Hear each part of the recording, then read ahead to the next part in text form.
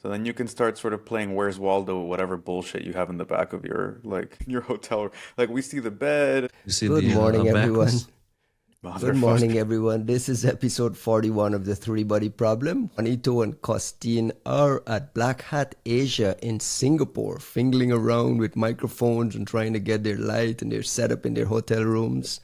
I assume, Juanito, you're jet lagged as hell. What's going on out there? I'm not just jet lagged. For some reason, my body has decided that sleep is not necessary at all. So I was up like the 30 some hours from like flying here through the evening, slept 3 hours, went to Black Hat Asia, hung out with these guys, came back, slept 3 hours again. So like I'm just completely cracked out right now. Costin, you're better? How is Black Hat Asia in Singapore? I'm probably better than Juan, maybe just by a bit. And it was interesting. I mean, it's a second Black Hat Asia for me. We were in this reverse engineering panel with Fyodor, the industry legend from Trend Micro, with Vitali from Titan Hacks, which was pretty interesting. It's a different feeling from the typical Black Hats. It's totally worth, in my opinion, going to Black Hat Asia for the chance to see some talks from, I don't know, sanctioned companies, Chinese researchers, you know what I mean.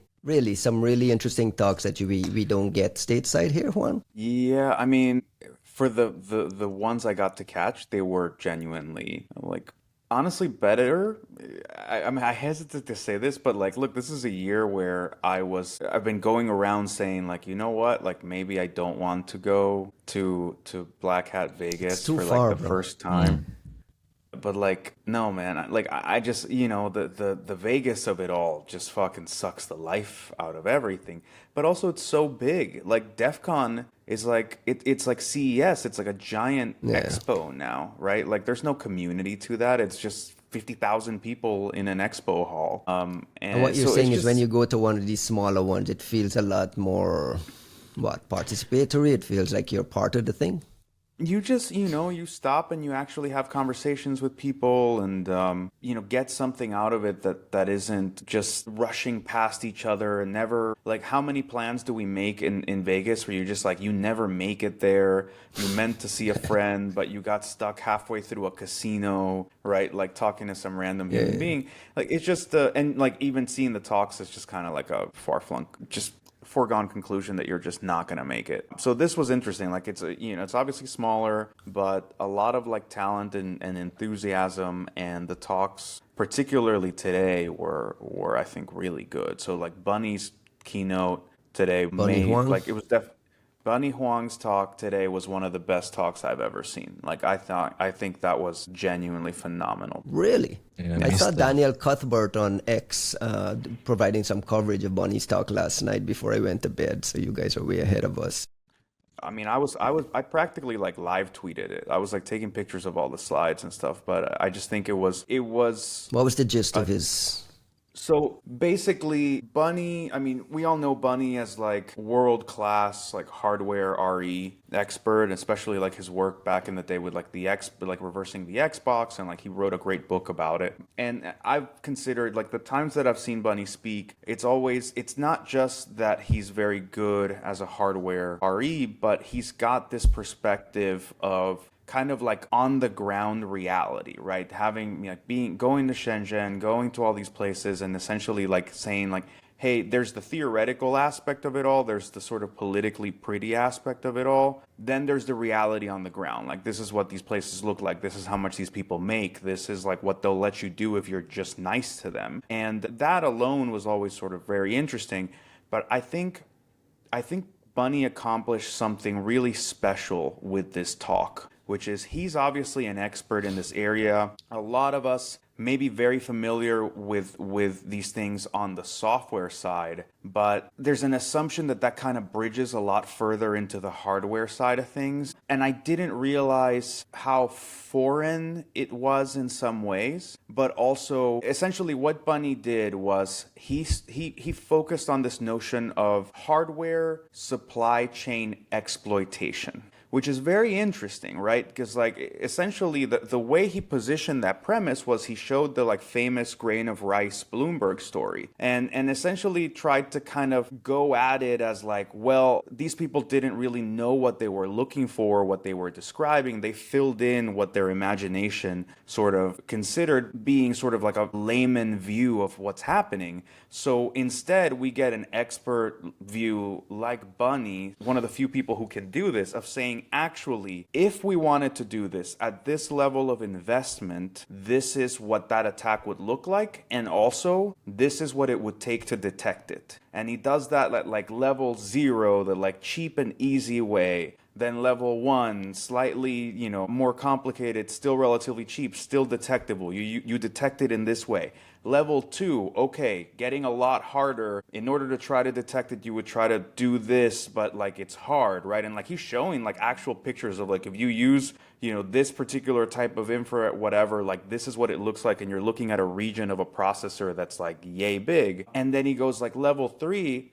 And you go, there is no mechanism for detection. And it starts like, and moreover, like he sort of shows like, okay, we have this problem. Then this is what a solution could look like a $400 lab that, you could sort of build yourself, try to like look at some of these things. And then like the even better, like the reason I say it's such a good talk is he brings perspective about how this stuff works. He talks about like these different steps, levels of like the different types of attacks that you could consider. But then he drives it even further and goes, well, honestly, the incentives right now are the only reason that we're kind of not seeing a higher level of attack, because all of these well-trained people who work at, the Apple factory during the day for 3 hours, what is it, like $3 a day or something like that, or $3, it was an hour, something like that, super low wages.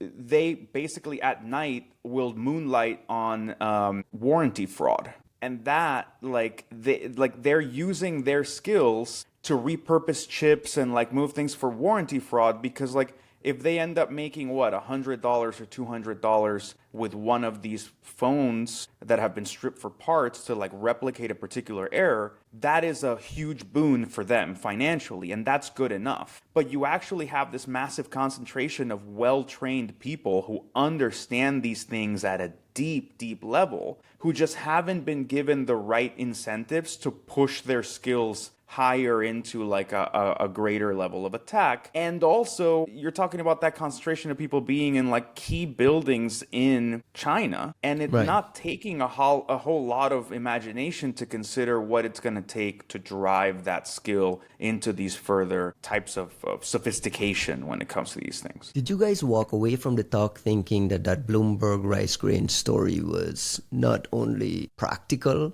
but that it's actually happening? Did he give you the sense that the story is a little too outlandish? I know you talked about like different layers of detecting it. Did you walk away feeling that kind of thing happens there at a very high level by the highest levels of adversaries? So I hear you kind of like, I won't speak for Costin, but I hear you kind of saying two things here. I did walk away with a much more I felt almost enlightened in my sudden understanding of what's happening on some of the hardware supply chain side, because in comparison to how ignorant I walked into the room, I felt like a fucking genius all of a sudden, like just riding on the shoulders of Bunnie. At the same time, it made me respect the Bloomberg story even less, because it just felt like somebody gave someone an idea of like, it sort of told them a story of something probably real that was described in some vague terms, and these people seem to have filled in what they thought that all meant. Like, it must be a chip, it has to be a chip, and it's probably this big, and it's a little rice grain thingy, and it's put in this server, and like somebody snuck in and put a chip in the thing, right? Like, it's the kind of thing that I would have written, because I don't know shit about hardware, right? Like, it makes me respect it less. Like, you also have people like Bunnie out there, right? Like, it's not like you have like Joe Fitzpatrick and Bunnie and others that you can hit up and be like, hey, well, how does this hit you? And I'm pretty certain either one of them would have told you, that's not really how this would work. It would be this other thing. Costin, are there hardware type rice grain chip implantation actually happening live in the wild? I think One of the conclusions that I got out of Bunnie's talk. By the way, I only caught the last 10 minutes, but there was one slide in there with the Bloomberg story with the red X on top of it. Whenever you see, sometimes you see graphics or like fake news, and there's like always an indicator on them to know that it's not the real thingy. And there's this other photo with what he was talking about with the green check mark, which is what hardware backdoors look like most likely or more likely. So on the other hand, what I was thinking is that the Bloomberg story, it's a matter of time with the Bloomberg story, in the sense that someone will find it just too sexy, too enticing, and eventually it will happen. In one way or another, it will happen. So it's purely a matter of time, either negative, positive time, until that story becomes true or is true. And It by the has way, happened already. it has happened It for has That's sure. my happened. question. I mean, you It guys walked away from absolutely. Bunnie's talk that it can actually happen. I mean, the idea that it can happen is unquestionable. That like it can happen. Then I'll say I have heard fairly credible stories of folks running into what sound to me like these what Bunnie was defining as like level 3 type attacks, which was like, again, I really cannot praise this talk high enough. In that level 3 scenario, which he must have talked about for 5 minutes, he explained what cryptography, like what a crypto algorithm looks like implemented in hardware, which is very different than in software. And then the implications of that as like, hey, you have these rounds and it's supposed to do this thing 10 times. And then like, yeah, but we've optimized it so it actually works slightly differently. And then the attack scenario is you change this one tiny thing. So instead of doing the 10 rounds, it only does 3. And it's like, okay, like now when you've described it this way, like I have enough familiar primitives, if you will, of what it looks like to do some kind of like backdooring or exploitation of a crypto algorithm, that it hits immediately where you go, shit, this is not a grain of rice. What you're talking about here is like we switch some logic gates and we turn some things on and off in just such a way that you ultimately weaken the output of this hardware. The software's fine. The thing is supposed to do what it's supposed to do. It's so fucking tiny that like the idea of you actually seeing this thing, like you need an insane like infrared rig and then to know what you're looking for. So this brings up a really interesting scenario about like who's actually in a position to figure this out. And then you go, well, at this level, it is massively plausible. And the thing that comes to mind is actually op triangulation, right? Like the idea that there's this like region on a chip that's undocumented, that if you just know where to hit it in what way, suddenly you have like these God mode powers on the hardware. Like there's nothing in the software that's letting you know that that's the case. Right, right. And Bunnie's point on these level 3 attacks was like, well, if you look at your software, it's fine. If you look at your hardware, you'd have to look pretty closely and know exactly how it's implemented to know if it's off. So really the only way to figure it out is do like differential cryptanalysis on your own output, which is a fucking insane level. And I think part of why this talk also appealed to me so much is I heard similarities to things we've talked about a lot with, let's say, the incentives in the cloud attack reporting structures, where you go, well, the only organizations that are in a position to really see this and understand that it's happening are the cloud companies, like the ones like Microsoft, Google, etc., because they're the ones who get all that visibility. They also have zero incentive to let anybody else know because A, there's chances anybody are going to find out are fairly low. B, it's going to make them look bad. But C, if they say, well, we got hit with this thing, and then the other two vendors say, well, yeah, Microsoft is super insecure, the rest of us are fine. Like the market incentives have zero reward for looking very hard or disclosing when you do find one of these things. So that part felt very familiar, but I think semiconductors, chip fabs, and manufacturing are an active are at play right now as far as the global economy goes, which means that incentives can change in interesting ways very quickly, whereas the cloud economy is built on like bullshit and dreams. So like it just doesn't get hit by any kind of market forces really all that well. Not, I say that as the market literally fucking tumbles down a cliff right now, but you know those companies are going to be fine.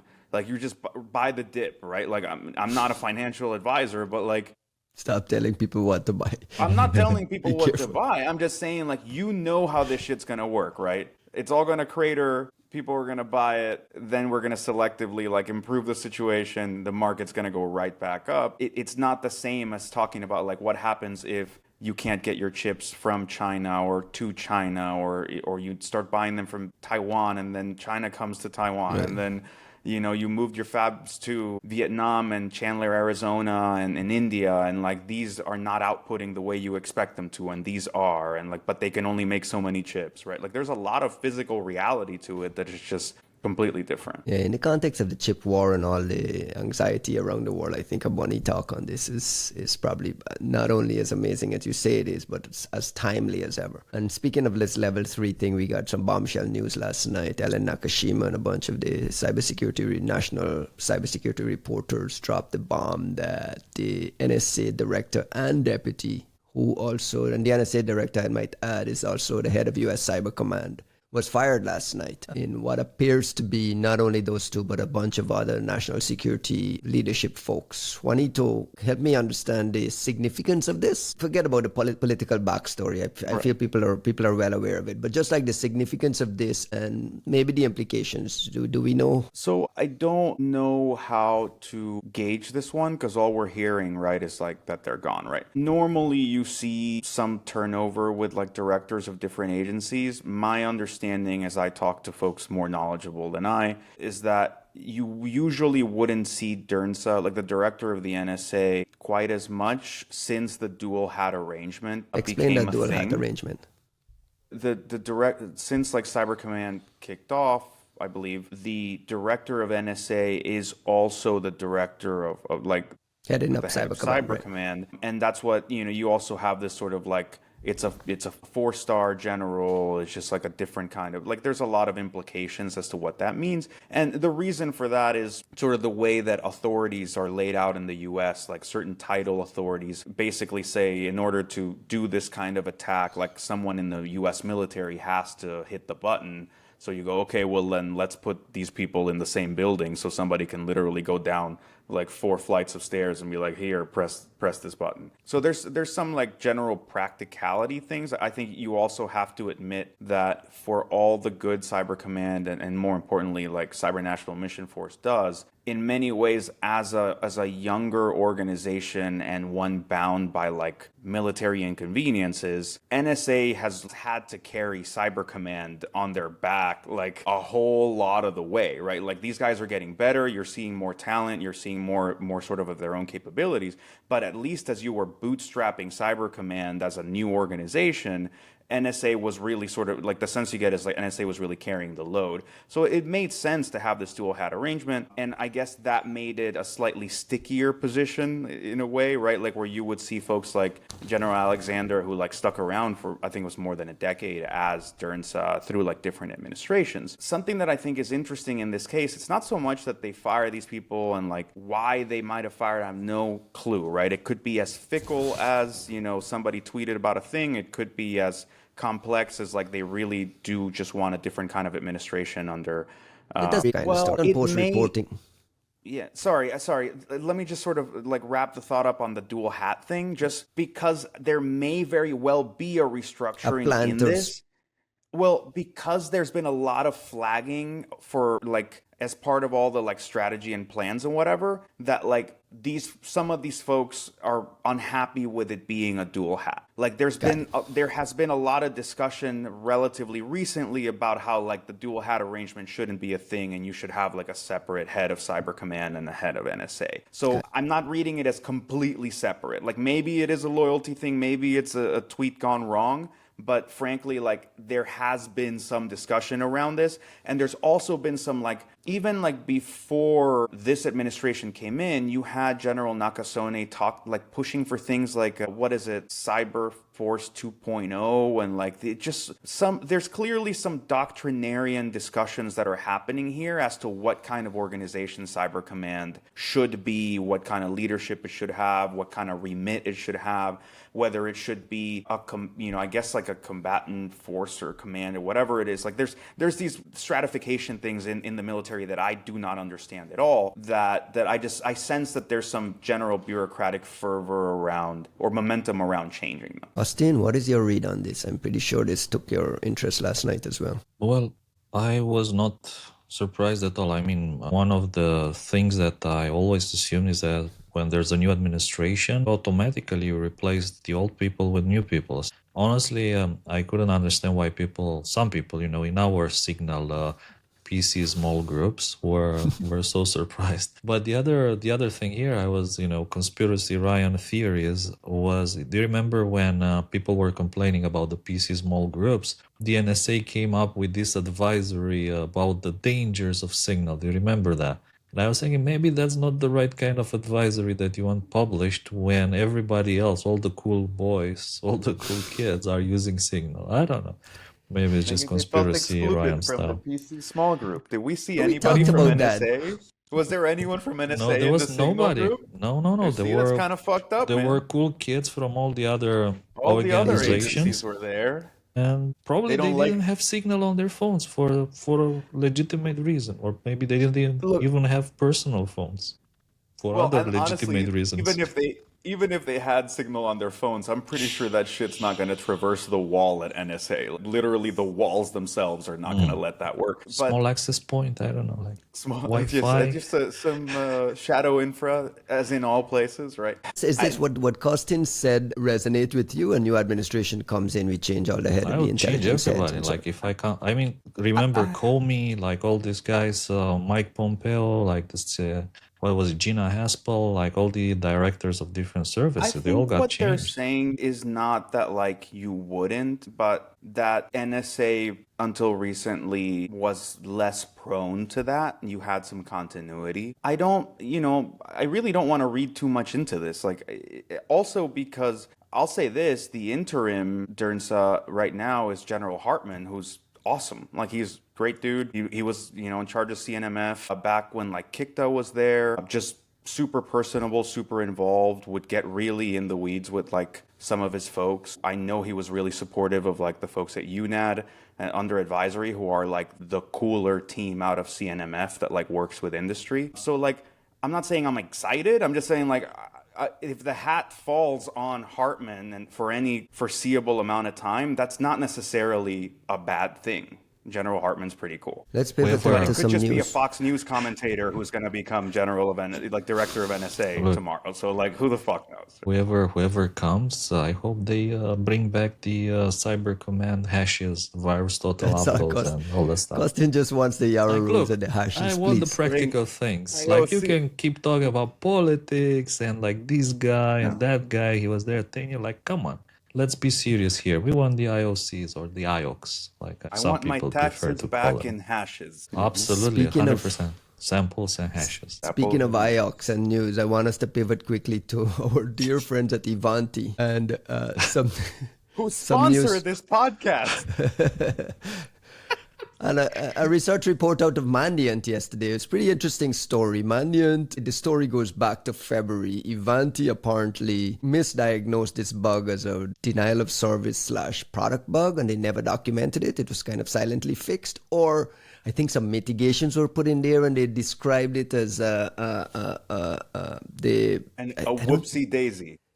a whoopsie daisy. Anyway, Mandiant subsequently would find a Chinese Nexus APT dropping backdoors and in-memory droppers by the same vulnerability that was apparently fixed in February but never documented. So now we get a new advisory from Ivanti that basically says, whoa, this wasn't a denial of services bug. We tried to patch it in February without telling anyone. Now it appears that the Chinese APT reversed this patch, found out it was remote code execution, and started dropping these shells. I mean, we got data from Mandiant, Costin. We also got IOX from Mandiant on this. Have you been following The this? Yara And is rules. this and the Yara Dude. rules?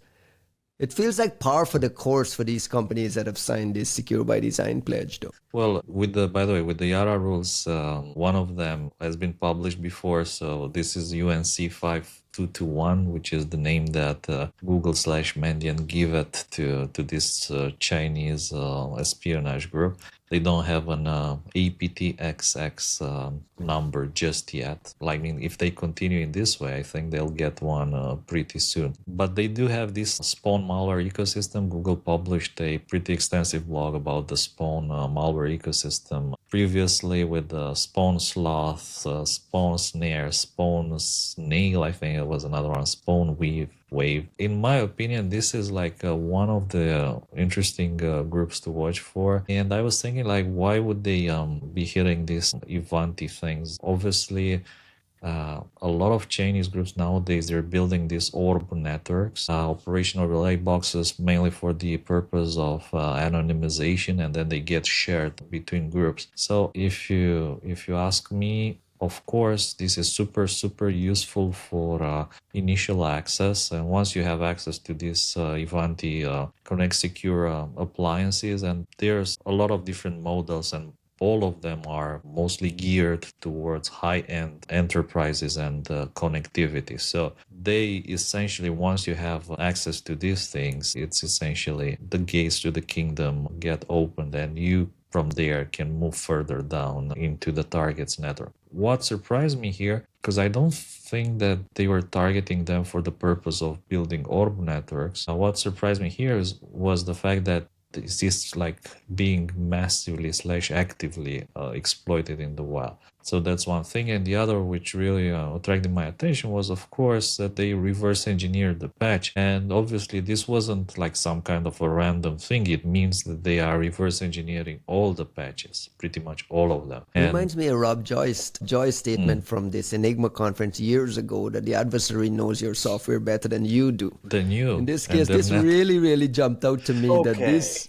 So, No, I've been biting my tongue because I didn't want to like run my ignorant mouth over Costin's much better educated explanation about what's going on here. But like, I'm not even interested. I am not interested in what the Chinese are doing. The Chinese are doing just fucking fine. I want to know what Ivanti is doing in patching this these is the fucking right devices. take. Correct. Like I want to like. Okay, the attacker knows your software better than you. Maybe the first time, the second time, the third time, the fourth time. But we're at episode like 41 or something. We've talked about Ivanti, Fortinet, whatever bones. Every fucking episode of this podcast is a new one. And what I want to know, and I hope they don't make me come down there, but it's like, if we took the different versions of Ivanti's software or Fortinet's software, or are these people just like patching like 4 bytes in the hardware to like just fix the most specific piece of like a given vuln? Like how the fuck is this software this bad at this point? Like, you know, it is under like constant scrutiny and active exploitation. I'm not saying that in this time they should have rewritten all of their shit. All I'm saying is, why haven't they hired, I don't know, Binarly, and said, hey, look at every like, obviously I'm a shill for Binarly. I love what they do. I'm an advisor. But my point is, there are firmware analysis mechanisms that they should be employing themselves. We don't see a stream of Ivanti saying, hey, we discovered 45 vulns in our own bullshit and we rewrote it. Please like update this because it's so much better. Instead, it's like, oh, there was a vuln in line 36 of this component. We patched it. Oh, there was also a vuln in line 39 of this component. We'll patch that next week. Oh, the Chinese also found a vuln in line 45 of this component. You're like, bro, at what point do you just like spend a little time just checking this shit? It's starting to make me want. The reason I asked about patch diffing is I'm starting to wonder if they lost the source code like 5 years ago and they've just been like trying to fix it in the most bare bones kind of way possible, and we're just like missing out on this little charade. Look, to me, you sound very negative. I am a more positive person, and I want to say it's not that bad. Like, look, in the past, we've seen the Chinese add backdoors to the source code of certain appliances. I don't want to give any name, but there's like this appliance and everyone's running it, and it has a cryptographic backdoor, which was originally forced by the NSA, but modified by the Chinese and then modified again. So it's not that bad if you think of it from this point of view. And secondly, I know you disagree, but like, look, secondly, for the second part of that, there's one point in this blog, and they say this attack chain includes two new malware families, Trailblaze in-memory dropper and Brushfire passive SSL backdoor. Like, how else would we get new malware families with IOCs and Yara rules if it wasn't for companies like Ivanti with their software? Like, this is cool. Like, I see the the good in people. I see the positive side of things. We're getting new families. Where the only reason we get this shit is because of Mandiant. If Ivanti could set the Mandiant building on fire, we would be done. It'd be over. The problem would be done. If they could just drop a fucking bomb on the Sunnyvale office or whatever, we'd be done here. And like, that's not something I would like necessarily praise Ivanti or anybody else for. But like, returning to your first point about they found out about this because Mandiant told them about live active exploitation. They always find out about this because every one of these fucking vulns comes from Mandiant. It does not come from Fortinet. It does not come from Ivanti. It doesn't even come from Cisco. And Cisco actually has a fucking research team. Like, I don't get it. Like the head in the sand thing is okay from a publicity standpoint. That's what Apple has shown us, right? Pretend nothing is wrong and nothing is wrong. But that doesn't mean you don't work any harder in the background, right? Like, how many years is it gonna be okay for this to be the state of things, right? Like, I understand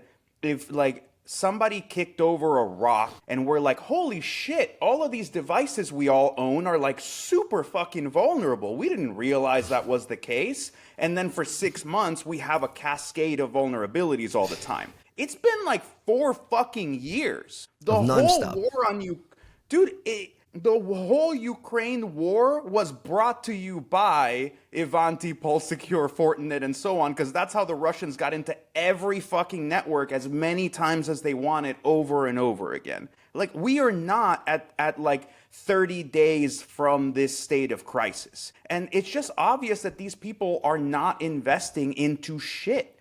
They're not. Look, let's just put this really easily. How about all 3 of these companies come together and form a consortium and decide to create a new platform of shared firmware that they're all going to use, that they're all going to work on together and have a standard. And then that way, like, you have this like much more defensible single monolith of things that we need to fix. Like, they're not trying shit. They're just because it's not hurting the bottom line though. With their fingers.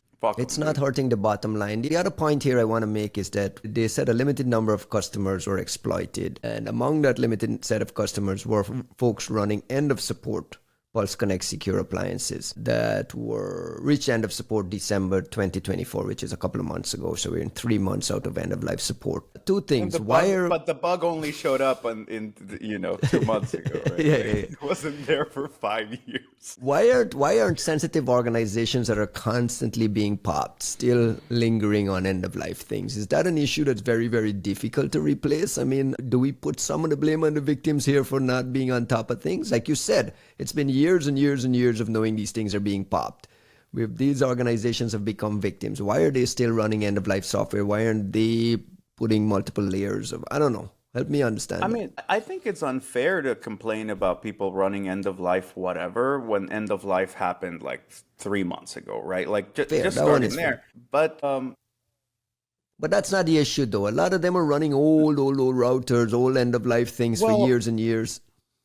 look, let's sort of stratify these things, right? Like there's folks that are running sort of this end of life stuff. At the same time, the hardware fucking works. These companies have no reason to have to continually upgrade on an infinite cycle of hardware when the hardware works, right? Like they're not sitting there going, oh, our networking is slow because the device is old. It works. So I think this brings me back to another one of my favorite keynotes, which is Dan Geer, Black Hat, I want to say 2015. One of the things he says is, well, it's okay if we don't want to have software liability, but that means that if you have no responsibility over this software, then you need to open source it so other people can maintain it. You should relinquish your intellectual property claim, right? You shouldn't be able to have your cake and like eat your cake and have it too. Right? You either have the intellectual property because you have this regency and ownership and responsibility over this ecosystem, or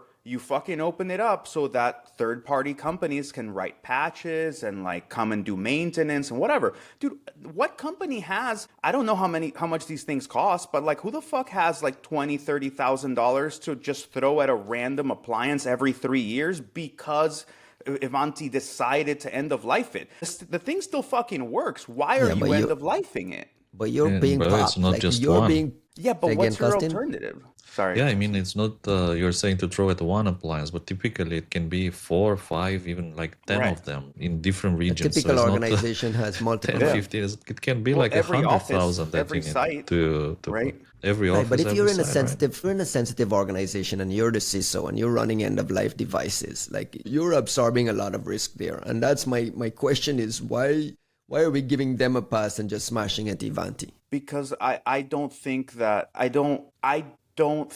end of life thing here matters at all. At all. In this case, in this 3-month case, let's just say in this case. I'm saying it saying doesn't matter at all. Because Ryan, if you as a CISO threw this shit away and went to buy a brand new one, the brand new one would be packed full of fucking vulnerabilities anyways. Fair, like, but if you're literally managing paying risk, them for nothing. if I'm managing risk for an organization where sensitive assets and the Chinese are getting in there constantly popping it, like hardware refresh has gotta be, and staying on top of end of life things has gotta be on the top of the list of things I'm worried about. I mean, this continuous notion of, these guys are popping end of life devices everywhere all the time. Every time I get a Lumen Technologies report on one of these botnets, and it's a ton of old end of life routers in sensitive organizations because they're telling me it's manufacturing, it's critical infrastructure, But those it's are this, small. it's this. Those are Soho. But it's those the same. Are Soho It's the routers, same, right? But it's the same concept, though, of like you're not staying on top of your hardware refreshes or even your software refreshes. I think if there was an obvious thing to buy that meant your money was taking you closer to security, that you could make that argument. And I'm not one to normally give the CISOs a pass. I'm just saying, like, in this case, investment does not equal greater security. It just means you burn more money. And I'll say this, I would be approaching this completely differently. Right? You're telling me every one of these devices is fucking vulnerable, whether I buy a new one or an old one, whether I patch it or I don't patch it, it's still fucking vulnerable. I would move my approach away from trying to secure that device completely and focus entirely on like as the greatest level of situational awareness I can produce from that device downstream. Right? Like if I'm just going to accept that this fucking thing is always going to be a source of vulnerability, then I know that that's where my gating starts, is what the hell is happening from this device onward.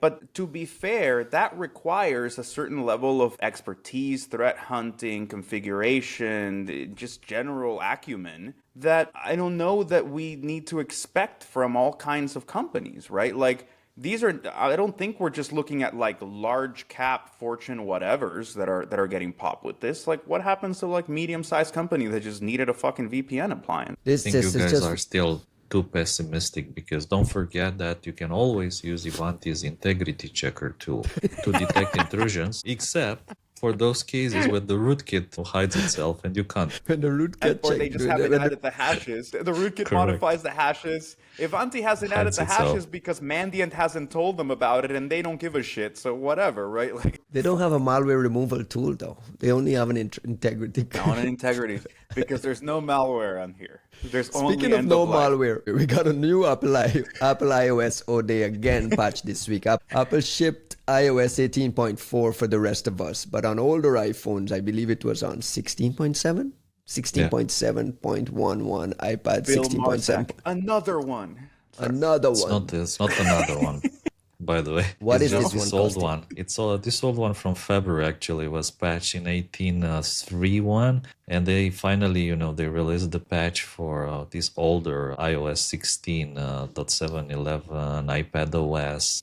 So they That backported didn't get the patch, a patch that was previously Correct. released in February. But do you Correct, believe that they correct. now have signs that it was compromised on those older devices, or it just usually takes time with the engineering to get that out? So honestly, I think that this, by the way, there's a bigger issue here with iOS 16, and I'll give you an example. I know people who have iPhone X, and the iPhone X's, they still work very well, but they don't get updates. The most recent version of iOS you can have on iPhone X is iOS 16. And basically, those people just don't get patches anymore. They don't get updates. And I would assume that they were still being targeted. And this is why they had to backport the patch iOS 16. The 18.4 also contains the same CVE, but not reported to have been exploited in the wild, right? I mean, if you're running, you have an iPhone, the advice is just patch these things, whether it's old, new, Sure. patch as you get them. This is like about as best as you can hope for. That and enable lockdown if you think that you are targeted. And obviously, it's I think it's unnecessary to say, but if you're listening to this podcast, it means that probably you are an interesting person. So that kind of makes the case for enabling lockdown mode. Speaking of lockdown mode, we just got some news out of Android that Android is getting a lockdown mode type feature. There's a app teardown from a website called Android Authority, and it reveals that Google is actually working on this, what they're calling an inactivity reboot feature.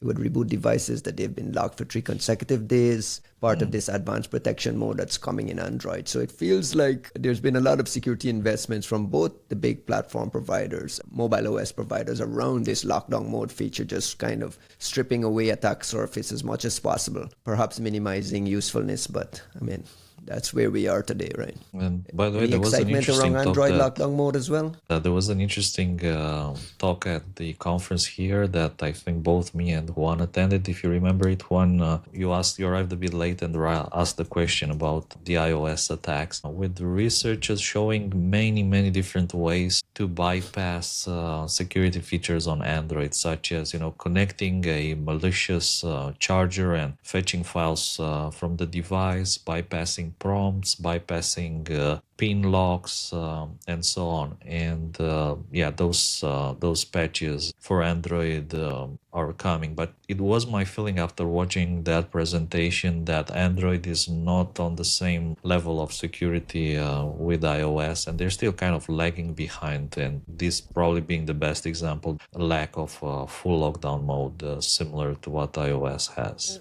Let's remember the conversation we had with Katie Masuris here, where it's like, well, Apple enabled this ecosystem of like perfect updates and everything by having to own sort of the hardware, software stack, etc. What does lockdown mode mean in Android? And does it only work if I have like a Nexus phone? So meaning like I'm a part of like the rich Android users, not the $50 phones in India Android users. And if that's not the case and I can turn it on everything, then how comparable is it to actual lockdown mode? Right, like how much of it has to do with like the secure enclave and the way that this key is kept and the way that this thing is stored versus just like a few features disabled just to make it a little harder to use. But, if you have an exploit, you have an exploit, and like enjoy yourself, bro. And the thing is that Android powered devices are a lot more popular all over the world outside of the United States. So you go to Latin America, everyone is on an Android devices. part of the target base for these types of things that Bill Marsack and Citizen Labs are popping up is on Android. But we're still seeing iOS patches and iOS exploits popping up. It means that what does it mean? The adversary is investing in both platforms. One is considered a lot more secure and a lot more safe than the other one, but it's a lot more expensive. So you're paying, I don't know, security on mobile devices seems like a premium cost thing. Is that fair? It is premium. Well, security on anything is largely a cost thing. Almost entirely in the mobile space, it has to do with how much money you have. But I think the other part of it is that exploits are more important in iOS because you generally need them to get things done as a malware developer. Android, you still just find like, oh, a Trojanized application. They like side-loaded an app. Oh, there's no proper sandboxing between these things, so it's easier to like pull in, like get one app in there and pull all the information out from whatever. Like there's so many ways to accomplish your task that an exploit may be necessary, but it may not, right? Like it's one of those situations where you're like, you can get the job done without the exploit. And in iOS, that largely you can't, right? Like you can do parts of it. You can profile certain things, there's certain memory leaking, there's certain ways that you might be able to like get to specific things, but you need that exploit for getting most of the job done. And I think that's the main difference. That's why I'm not enthused about like lockdown in Android without knowing more about what exactly that means. Because to me, I mean, lockdown is super fucking inconvenient. It's not fun to be on lockdown mode, but it's sizably reducing the attack surface in a meaningful way where we are seeing reports of like, hey, this 0-day hit these people, it didn't work on people who had lockdown mode. You're like, okay, win, right? Like that's exactly what we're talking about. The Android ecosystem is not there for us to be like, yo, we really need you to focus on the exploits. You're like, we're not, like we were having all these lower end issues. Like when's the last time you saw like a fucking screen lock bypass on an iPhone? Right? Like there's like little thing. When's the last time you saw a Trojanized application for iOS being hosted on the Apple Store? Like these things are just not there. It's not an apples to apples comparison at all. It's fascinating to me. We've reached the stage where every iOS update comes with a note that one of this was marked as exploited in the wild, and we're just kind of like, we shrug and move on. It's just kind of part and parcel of our life these days. I remember when an iOS day used to be like front page news. Now it's another small line in the back pages. It's amazing how far we've come and where we are with these things. Can I pivot quickly to a story? We got I don't know if I should chalk this up into the marketing department, but we got a note from Microsoft on using its Microsoft Security Copilot to help find vulnerabilities in open source bootloaders, Grub2, what was the other one? There was a handful of other ones that were named, U-Boot, Bearbox. They documented, I think, at least 20 CVEs that they found as part of this research project. And the paper was, hey, AI did a lot of the lifting here. Maybe not the heavy lifting, but they did use AI to identify network, file system, cryptographic signatures as key areas of interest. They used AI for some of the prompting. We've talked about it on the podcast. This is AI use cases for fuzzing, AI use cases for, security on the defensive side. On this side, it's bug hunters using Security Copilot. Impressive work? Costin, let me start with you. Is this something that impressed you, or you think this is, like me, a little bit of just let's throw the AI Copilot thing in there for some marketing because these guys ran some prompts? What do you think? Well, first of all, I was just thinking, remember when we discussed this before, and I was saying like, there should be massive usage of LLMs and AI to discover vulnerabilities, and they should be super good at this, much better than humans. And obviously, the possibility to run that in parallel in 10,000, 100,000 instances, it means that it can find things much faster and bigger software than humans. And I wasn't like very surprised when I read the blog. I admit I was a bit disappointed, like from 2 points of view. The first one was that, okay, so it's mostly about bootloaders like Grub. So like what's the worst thing can happen, or the worst thing that could have happened was that through either in some cases through physical access, or in other cases while having full system access on that machine, you can drop bootkits and other advanced malware. So I was like, okay, people worry a lot about these scenarios, but in my mind, when someone has a physical access to your computer or when they have system access on your machine, like to run software, it's kind of a game over situation. Game over already, right? That's one thing. Then two, I was thinking that Microsoft did this research for these open source tools, which is quite nice, obviously contributing to open source. I would have been a lot more excited to see Microsoft do this on their own software, like Office, for instance, or on the Windows kernel, and then come back and say, "Hey, we found 180,000 vulnerabilities in Office, and we patched 170,000, and we're working And on you go buy, remaining you'll go buy 10,000." Security Copilot tomorrow if they did that, right? No, but it gives me trust. Like this gives me a bit of trust, but like knowing that Microsoft, and probably they're doing and they're going to do that for Office, which honestly, like that's a big exposure, right? It's not the bootloader, but it's Office, it's Outlook, it's MS Teams, these huge applications which are like gigabytes, tens of gigabytes, millions, hundreds of millions of lines of code, and the amount of vulnerabilities there should be huge, absolutely huge. So yeah, I would love to see those. Maybe it's tough audience, we are always complaining about things, so to see the good in people like we did in the previous story with Ivanti, I'm happy.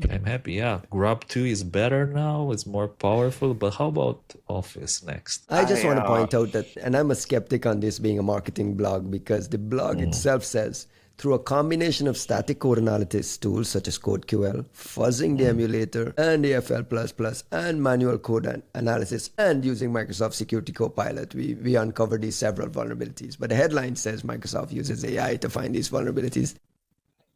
You know what's missing, to me, right? I'm gonna put a. Sorry, Costin, did I cut you off?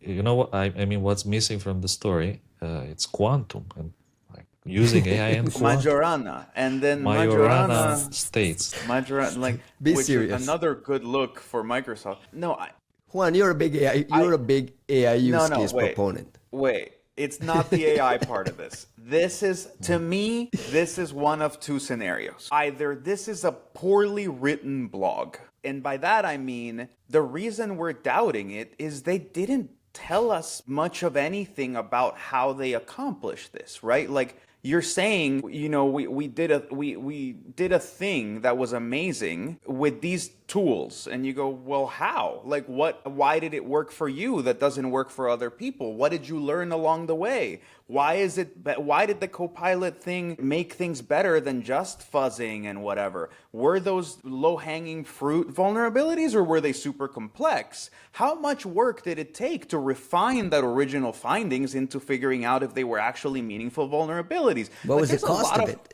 There's a lot of fucking questions here, because either A, this is a very poorly written blog about a very real piece of work that includes a Copilot as a major component, or this was good real work with existing tools, and instead of giving those people credit for what they did, somebody decided to try to turn it into a fucking marketing piece for whatever the fuck Copilot security blah blah is, which, by the way, if you want to sell this shit so bad, how do I buy it? What is it in? Like, where do I find it? Is it can I put it in my Ivanti appliance? Like, what the fuck does it do? It just checks source code? Like, where am I consuming this thing that you need to fucking shove it into everything, right? Like, come up with a fucking SKU. When you kill passive total, come up with a different SKU so that we can buy your other shit, right? Like, come up with a way to give you money if that's what you want so badly. But like, sorry, I again, Costin,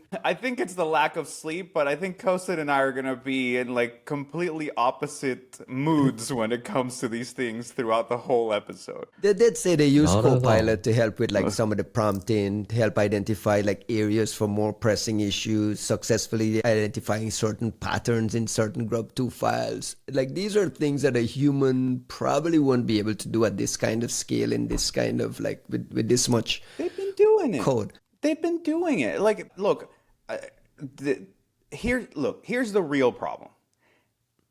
Who the fuck is writing this blog? Because It's a Copilot, Security Copilot marketing blog. But that's my point, right? When Google comes out and tells us they patched 1,500 vulnerabilities, we believe them because, well, Project Zero's there and Natashenka's there, and they're doing this. They detail how they do it. They tell us about their tools, and also like, you know, they have this massive infrastructure that they can like turn up for fuzzing and whatever the hell. If OpenAI comes out and says that they did this, even if they didn't give me that many details, I would believe them because Dave Aitel is there and he's writing the blog and he's the one saying, look, I'm working on this shit and it's getting results. You go, well, Dave, that sounds awesome. How about you fucking tell us how you did it? But I trust Dave, right? Like, so call out your boy David Weston then. Like, David Weston should be front loading this thing. But here's my thing, man. Like, I trust Dave Weston, and if Dave Weston came out and wrote a thing and said, guys, we figured it out, we're doing awesome shit with this Copilot thingy, we're going to tell you all about it in 6 months. For now, I'm just letting you know, like, look at the cool stuff that's coming out. You're like, okay, Dave, like, way to tease, but like, we trust you. So there's a credibility factor at Microsoft that's missing. I think there's a massive credibility factor, and it's not just Microsoft, it's the fact that, like, I think there's companies that are haves and have-nots when it comes to security credibility, and it has everything to do with their willingness to give a platform and a stage to the individual security luminaries that they employ. Those companies have realized that they gain credibility from their people who are experts, not the other way around. And that's why we just said, hey, Microsoft, you have Dave Weston, right? OpenAI, you have Dave Aitel. Google, you have all of Project Zero. I think that's when you stop and you go, well, A, who the fuck works at AWS? Like, who is at all these other places? And B, I think you're pointing out this is a marketing blog, and you're right, it's a marketing blog, and like all marketing departments come up with bullshit. That is their job to some extent. And I don't expect Dave Weston to own every blog. I just think in this case... Yeah, but we got 20 CVEs out of the research project. I don't want to poo-poo it as just like a marketing, security copilot marketing thing. It was a real research project that ferreted out bugs in these bootloaders. There's some real implications. Dude, if that's what happened, like, here's the thing. The bugs are real. The patches are real. Thank you, Microsoft, for doing this work. If it was the hard work of people using CodeQL and fuzzing and whatever bullshit, that's still, like, they might all be tried and true, like, methods, but, like, that is valuable and that deserves credit. And I think whomever did that work at Microsoft should probably get some credit along the way if they want it. But if there was an AI talk on that was significant and the marketing people comes in and says, hey, why don't we go tell this security copilot story part of it as well? Like, I understand, I know exactly what happened at Microsoft. They sat around and said, hey, we have this research project. This is a great story. We should tell it. Here's these 20 CVs, great story. And then they sit around in the PR meeting and someone says, hey, was there some AI component there? And the guy's like, yeah, of course. We prompted here, we prompted there. And there's your headline. But that's the point, right? Like, you're obfuscating the value of this, of how you got here, either by misrepresenting what was a meaningful contribution or by discovering something and choosing not to share it, right? Like, the other side of this thing is... What would you have wanted to see more of? Well, look, in a world where Security Copilot is fucking awesome and it's doing really cool new shit, well... guys, the other models don't seem to be doing this. What have you figured out? How did you figure it out? What you don't want to tell us your trade secrets? That's fine. But then how do I use Security Copilot to do the same thing in my code base, right? Like, give me fucking something, right? Like, show me, if you're telling me that Security Copilot is the model that can do this shit, that can finally start to, like, semi-automate finding vulns at scale and blah, blah, blah. Well, you've got something. How do I do it? Even if it's with your tool. OpenAI doesn't come out and shill for Anthropic, but when they write one of these things, they go, and this is how you use it, and this is how you hit it, and this is what you get. And you go, thank you. Here's $20, right? Like, I'm kind of bitching about Microsoft's go-to-market strategy, essentially. All right. I know it's very, very late for you guys. It's almost 11:30 p.m. there. And let's just rush through a couple of quick news items, things, if you don't mind. There's a weird story. I think Wired provided some coverage about this Indiana University cybersecurity professor who's disappeared, and there's like the FBI was involved, and his profile and bio was removed from the Indiana University website. And the fact that he's a cybersecurity professor obviously raised hackles in some of our circles on X and so on. People are kind of responding to this mysterious story. You guys both read the Wired piece on it. that he's kind of disappeared. We're like, what is going on here? Costin, you got a thought on what we're reading here? Okay, it felt like a very strange story. It's hard to make sense. What I think what everybody agrees is that probably the whole thing was handled very poorly. I mean, removing the profile from the website, suspending him, but again, without clear explanations or reasons. The FBI is searching the home, but he's not arrested. The lawyer says that they are safe. I like how that was put in a sense that he's safe, but like safe where? Safe in China, safe in Hong Kong, safe in Singapore, right? Like, I mean, I read some reporting that there were some plans for him to move to Singapore. It feels like a very oddball story. It's a very, and I'll just add one more thing. Obviously, it's not my field of expertise about the professors being suspended and having their houses raided. But across like these many things, there was this suggestion that the reason all this is happening is that he failed to disclose some kind of a grant from many years ago, or the fact that he was maybe somehow involved in a project that included a grant from China. And what is the implication there? I mean, like when you're in this, what I was thinking is that like grounds enough? I mean, without knowing many details about what grant and what it meant, and did he actually receive the money, or is it just some kind of a witch hunt in which he is like some kind of collateral victim? So how much money, what kind of grant, and what was he really doing there? Like obviously cryptography, but is there any espionage? It's a strange story. That's the first thought that came to mind. There you go. He's been there for 20 years, right? Look, I see. To me, when I first heard this, I immediately went to, espionage, right? Like in the sense of like the FBI raid and because like, what are you expecting to find, right? Raid. You broke into the dude's house, like you're expecting to find something, right? Like a bunch of Chinese money in the back and like and a picture of him like receiving it. A photo with the chancellor on the wall, right? I hate to cast aspersions on the basis of like, well, why aren't they here?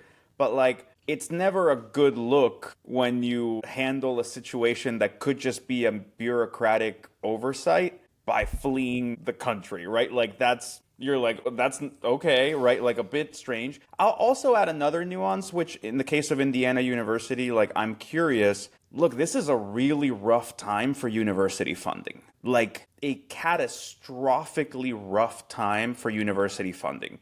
There's a lot of research universities in this country who have largely sustained entire research departments on the basis of NIH grants and grants from USAID and grants from here, DARPA and everywhere else. And especially if you're doing any national security research, there's really stringent reporting requirements, security requirements, like protocols that you're supposed to follow. I know this isn't protocol, but like I don't blame Indiana University for jumping on a fucking dime if it meant that it was going to look like they were not compliant for their other research grants or whatever money that is attached to them. So like it's a tough situation. I'm not trying to turn against this person immediately, but like where's what's missing from that lawyer communication is like, well, what's the explanation? Right? Like I just kind of signed my name onto a thing. I didn't actually take any money. I just thought I was supporting some colleagues in another country. Here's my financial statements. I've never actually received any of this. Okay, right? Like that's your explanation. But here is just like, they're safe. They're somewhere else. And you're like, and there are no pending criminal charges against them, according to their attorney. So, well, I mean, bringing espionage charges is not like something but you're going to do overnight. We don't know if it's espionage. This is our own suspicion too. Let's not just kind of jump the gun and say the guy has been spying. I mean, there's obviously that's the first thing that came to our mind when we read it. FBI involved, money from Chinese institutions, and some funding from here and there. It just kind of fits into the pattern of what we look for here in the U.S. Well, it fits into a pattern of a lot of arrests over the past 4 years. Like, there is a massive amount of Chinese espionage. Right, but I don't want us calling the guy a spy either. I mean, we don't know that. I'm not calling the guy anything other than, like, you have this, like, assumption of, the burden of proof being on law enforcement. Law enforcement hasn't made their case. I'm just saying it's not the most innocent look. Like, you could say, your statement could have been, hey, we signed some paperwork. I never got any money. I didn't know this was a thing. I'm also super fucking scared because everybody's out here getting deported and all this weird shit's happening. I don't want to be in an ICE facility for like 3 months. So I was on vacation in France with my wife, and we're just going to stay out here until you guys get your shit together. Like, that is a valid thing to say. And I would completely empathize with that. Like, I know of people who've gotten deported because they got routinely stopped on a boat and they were drinking and they happened to be on asylum status, and some ICE dude decided, like, fuck you, you're out, right? Like, there's a lot of rash enforcement right now. So I get it, but it's not the best look, right? Like, what happened, bro? Where are you? Like, what's going on? And it feels like we're not getting any official information either. It's just kind of like people are following the tea leaves, seeing a bio removed, hearing here, and then some reporting here and there. So the story is still very murky.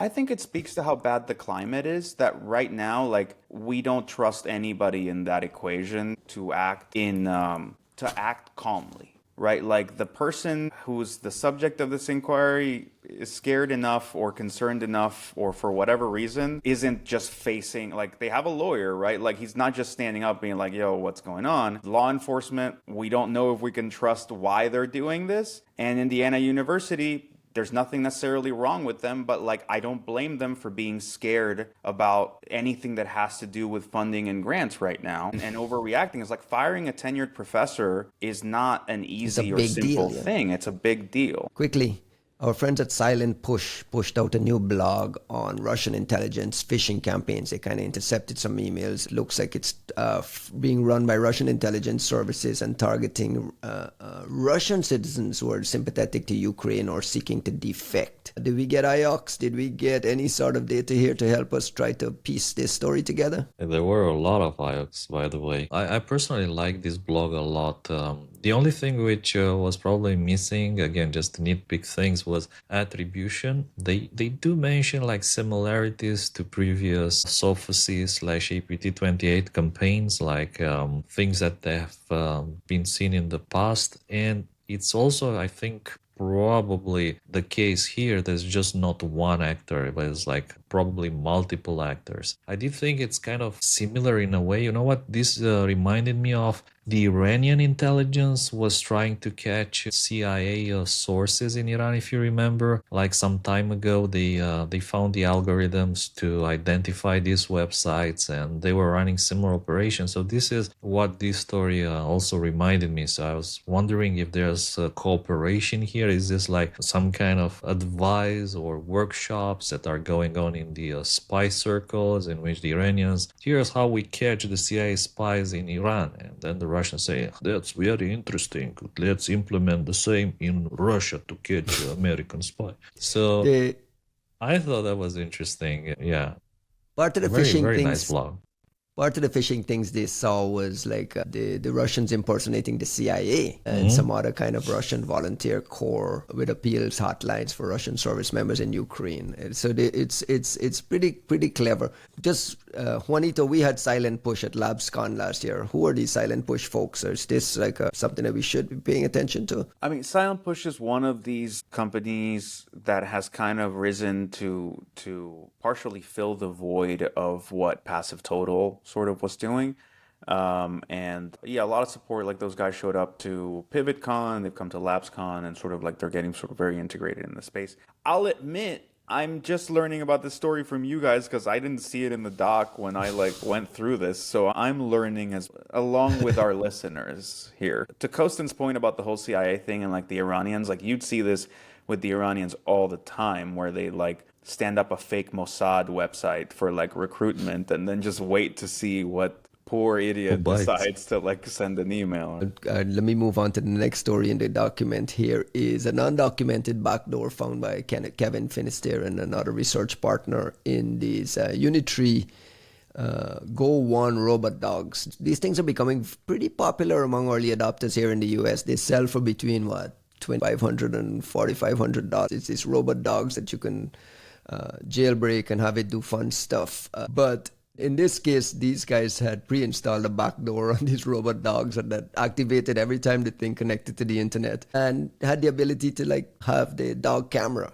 have the dog's view camera switched on and so on. This comes right alongside a paper that was written by our friend Rob Gilduta around China's advancements in this robotics market. So it feels like they have mastered the art of keeping the costs down on these things to make them super popular. And now the standard operating procedure is that there's some sort of call home mechanism that can be compromised. And in this case, these guys were using some APIs to see what was exposed and so on. I want to put the whole thing into perspective about China's robotics leadership. This kind of drones and this kind of robot technology taking over conflict and wars. And the fact that it's standard operating procedure that we're buying these things and pushing them all over our houses and organizations and workplaces and factory floors and so on. And we're absorbing this big risk. And then you mention China 5 times, everyone gets nervous. So what should we make about this entire piece? I mean, the security of these robot dogs is one thing, right? Like that takes us down a path that I think we've covered many times, which is you just kind of don't know what it is you're getting unless you look. It even reminds me, like, I wonder, as I was reading the longer analysis, like what I kept wondering is,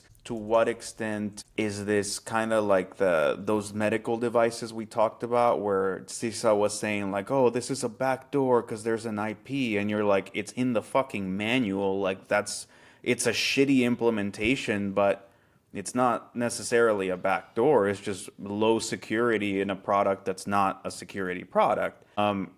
It makes me wonder about that. That said, I think it would sound too nefarious or maybe a slightly overblown, except that I'm glad this is alongside that other piece by Gilduta and some other folks about the new labor economy, quote unquote, because you have to understand the context of what's happening in robotics right now to appreciate why this matters at all. Which is, we're like, Costin and I were having this conversation yesterday. It's like, we're in the midst of like 3 simultaneous revolutions. And you're almost expecting that you need like 2 or 3 more, essentially. But like, there's the AI thing, and right alongside it, there's developments in robotics. And they're not unrelated. Like, there's the reason that NVIDIA hypes up and like really sells these concepts of digital twins and models that are world building models, not language models, but world models. It might not make a lot of sense to some folks, but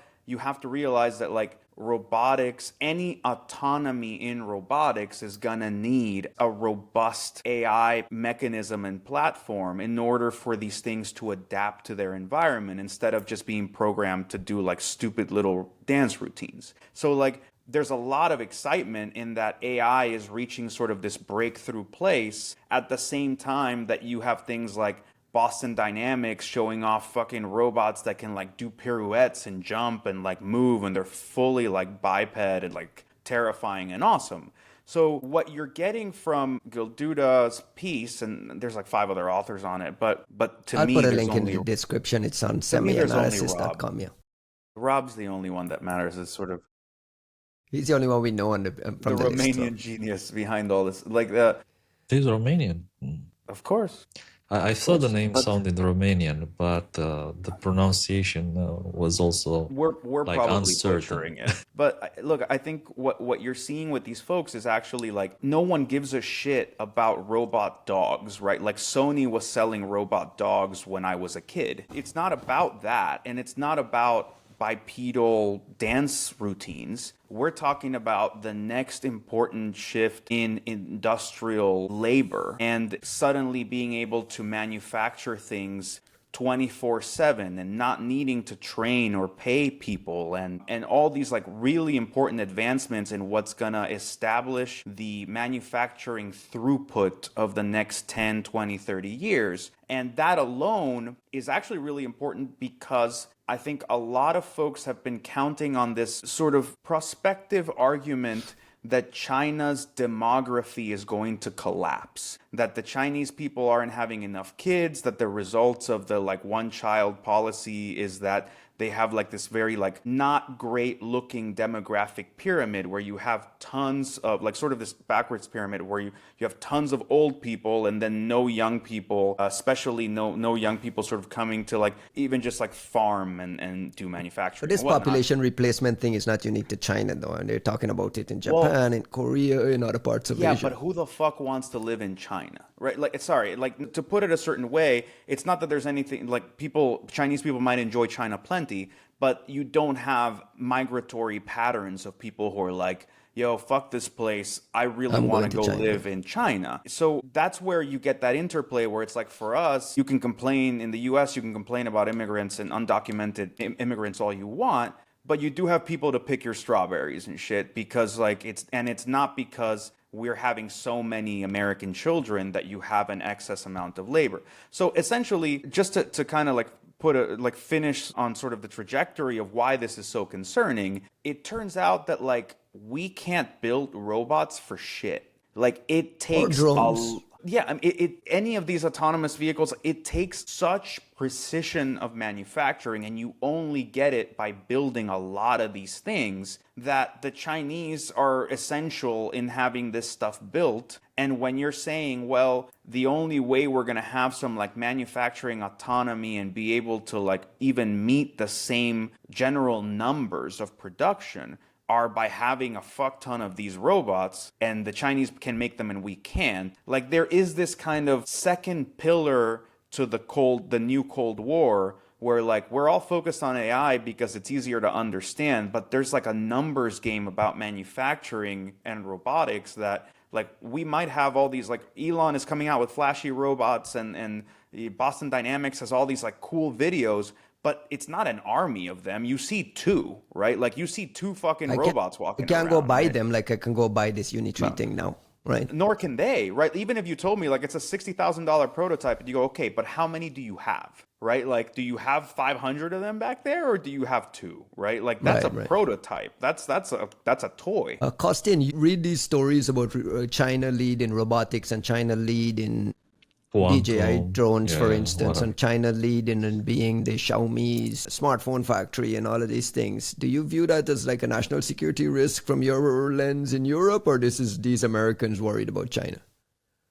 Well, I mean, until recently, United States and Europe were pretty aligned when it came to China, in the sense that, Huawei was banned in several countries. Even in Romania, the government switched from going with Huawei for certain contracts, for 5G and so on. So again, we were pretty aligned. What I see more recently is that, and I mentioned this before, it's like the cultural assault, which is composed of many different factors at the same time, which is Temu, which is TikTok, which are all these Chinese smartphones, the electric cars. And by the way, I saw BYD cars here in Singapore on the street. That's the Porsche. That's the Porsche lookalike you mentioned previously, right? Yeah, I think I saw a cheaper version. It was like a smaller one that looked like a Volkswagen, a mix between a Volkswagen Golf and maybe an Audi Q3, somewhere there. In Singapore? In Singapore on the street. And you know what attracted my attention was that it was totally silent. It was, as it moved past me, you couldn't hear a thing. It was that silent. So it's like an assault of all these different things, which make, if it makes China a very enticing option. Like, you can go and buy the BYD car because it looks better, it's cheaper and more silent. You can get the smartphone because of that. So in the end, one of these things alone may pose, let's say, some kind of a risk, as TikTok was involved, not directly, again, but through their ignorance and unwillingness to act against the interference towards the elections in Bucharest.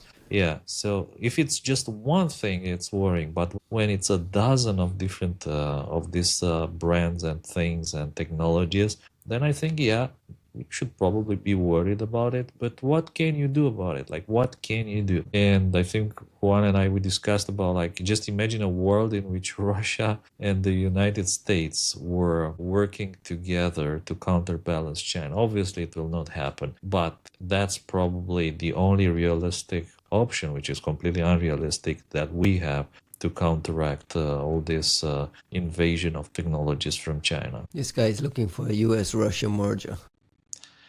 And I think I'll say one more thing, which I think is very important in my opinion. First of all, is that me being more of a cat person, like this wouldn't have happened with the robot cats. So that's one thing. And I miss the cats. I miss the Juanito cats today. This is a weird one.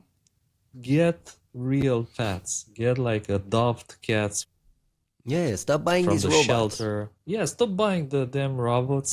Go and buy adopt a real Guys, pet. nobody is a real animal. buying a $7,000 robot dog for like vanity. This is like a bunch of research centers and like robotics nerds that are fucking with these things.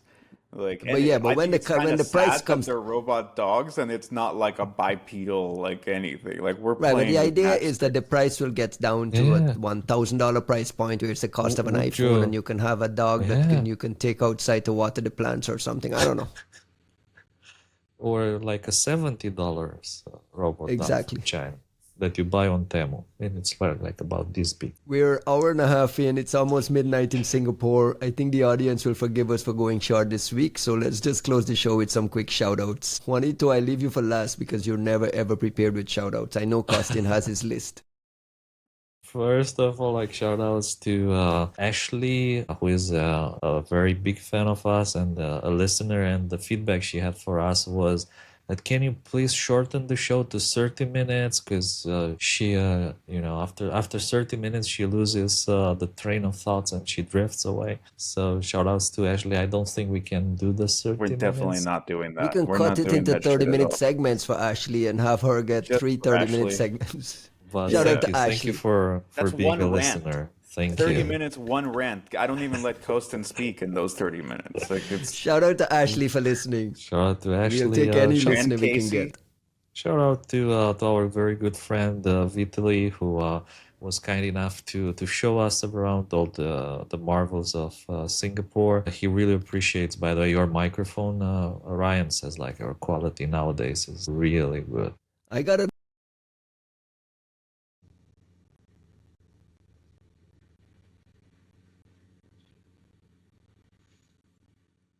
That's why you didn't say the name of the Chinese professor, because I was see? so You waiting see? for you to Yeah. say, just to see how you pronounce it. Yeah. exactly right. Don't let I people knew get it. in your head. We don't fact check. We don't learn how to pronounce shit. No, I but said he's Rivian was Chinese the other day. I had to Oh, correct yeah, yeah. myself. I fact halfway checked you through on it. the spot. We fucked up the last episode with the like North Korea cryptocurrency. Oh my one. God, Like, yes. Someone on Twitter like fucking decimated us about like, and they're right? Like we fucked it up on the spot. But like, don't let anybody stop you from being you, Ryan. You I know, say those I know. Chinese I can be names better. however you want. I can always be We- better. You can always strive for improvement. And shout out to Vitali for driving me to improve my pronunciation of Chinese folks. I will try my best when I get time to prepare. You're for not this. gonna do it. Let's be Juanito- clear here. You're not gonna do it. You're Juanito, not gonna do close- any of this shit. Chinese Close the show with lessons. some shout outs. Costin, were you More. done? I think we Oh, stopped. I have like 50 other people. Like Roll Cyber out Granny. Shout outs to the Cyber Granny. Was like it's a famous figure here in Singapore. It's a granny who is very interested in quantum, large language models, Python coding, and she even came and told me that she's an expert in JPEGs, and she's got the goodies. And the only problem is that vulnerability companies wouldn't take her exploit, JPEG exploits. So if you're one of those companies, go find Cyber Granny. She's got the goods here. Oy, oy, oy. I think he's jet lagged now.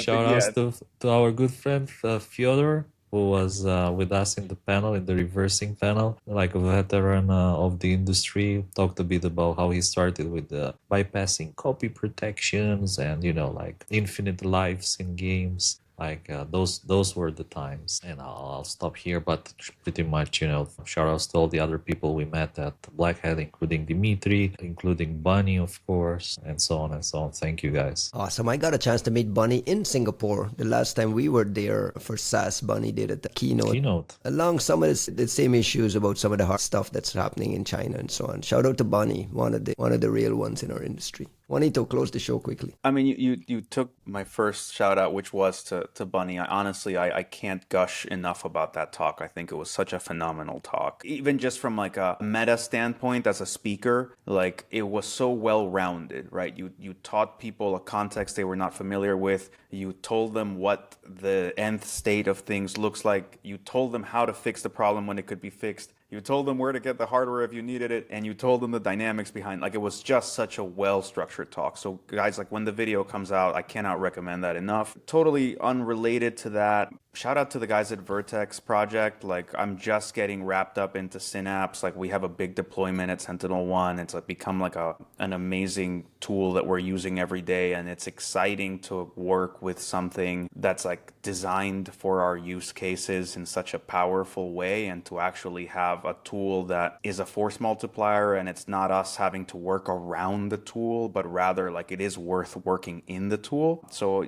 that's kind of out of the blue, but those guys don't get enough credit for how cool what they do is. It's like the only working threat intel platform or intel platform. And then one last thing that we probably should have touched on as a story, but there's out of nowhere in the past week, there's been this like massive surge in projects using Anthropic's MCP, their model context protocol, which is like a standard that they released. There's a lot of people that have been making open source projects using MCP for reverse engineering. Within a week, you got one for Binary Ninja, one for Ghidra, one for IDA, and like everybody suddenly vibe reversing with these things. And while I'm a tiny bit, some very vain part of me is a tiny bit sad that I didn't get to like kind of come out and do this, because I've been trying to work on some like reversing with LLMs. This is perfect meme. Sorry for those not on the video, but it is really cool to see folks starting to jump on this train and maybe getting a sense of like why we've been so excited